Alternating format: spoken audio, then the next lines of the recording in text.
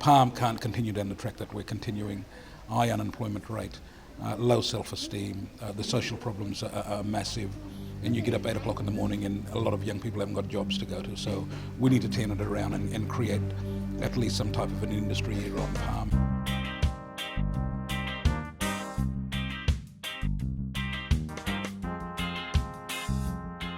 This is Palm Island here, and honestly, Harry, it's a bit of an eyesore. When you come in, there's rubbish, there's graffiti.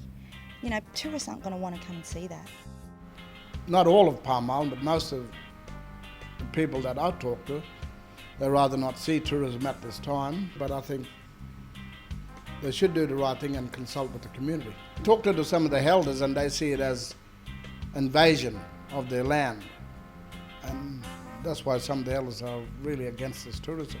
Ecotourism, traditional Aboriginal tourism is probably the best way to go about doing that type of business here on the island. I think it's important that we won't know the end result until people become involved, and I think that's what's really important about any type of economic venture. And I think for the tourists, if they're coming into Palm, take them elsewhere where they can be on their own and, you know, hunt and fish and whatnot.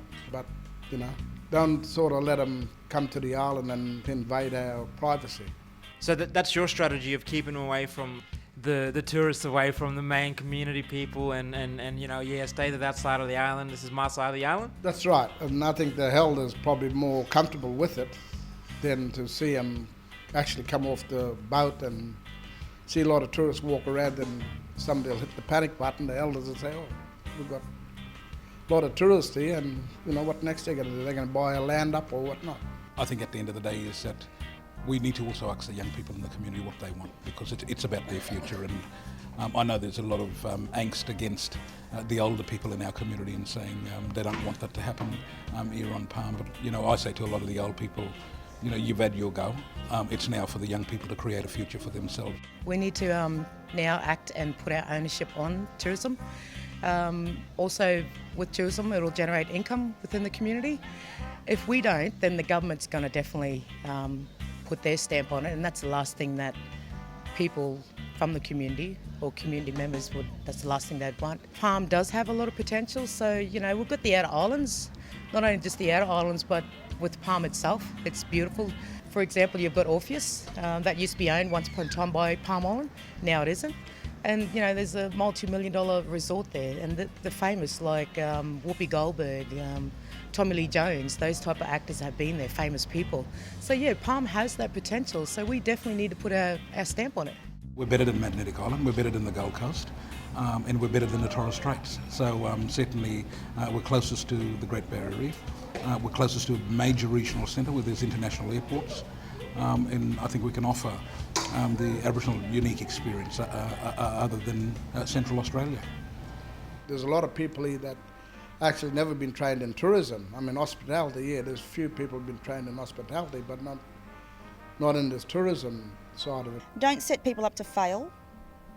Make sure people, you know, you've got to have people in there that are passionate about Palm Island as well and want success and a bright future for Palm Island, as well as keep the culture, keep the ownership here, and put people in there that are going to train local people how to make sure that it works. If it's a go and create jobs, and you know, it's a good viable proposition, tourism, but there's got to be a lot of consultation for it to happen, you know, because not everything works in different, you know, in different communities. Economic development is probably has to be the language amongst our people here on Palm and talk up economic development, because a lot of our social issues, like I said, will start falling off the back of a truck, and I'd see the AMP would be certainly one big issue that'll fall off the back of a truck. Personally, Harry, I love the idea of tourism on Palm Island. I think it would generate so many jobs, so many opportunities,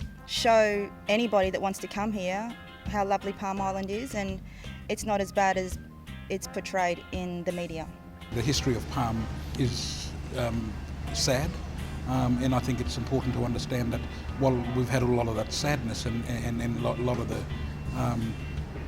not too good things in the past, that I think we shouldn't put that baggage onto our young people. I think we should say to our young people is that you people have to now pick it up and run with it, you know. That's happened, it's happened. That's the past. I don't think the white community flusters too much about its colonial past. It gets up and it moves on.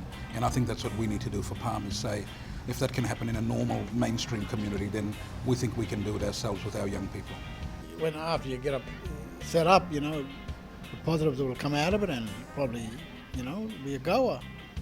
Come and see the place. You'd be amazed what what Palm Island is like. Instead of hearing all the negative stories, you'd be amazed what the island can offer you.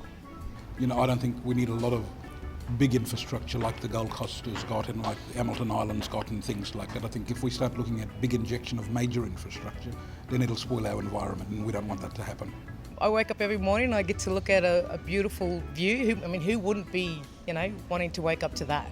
So a lot of people would pay millions of dollars for the view that we wake up to every morning. You could just get in the front and you'll get yourself a good sized catch for the night's meal. So yeah, some other people don't have that luxury. They don't have that privilege like we do.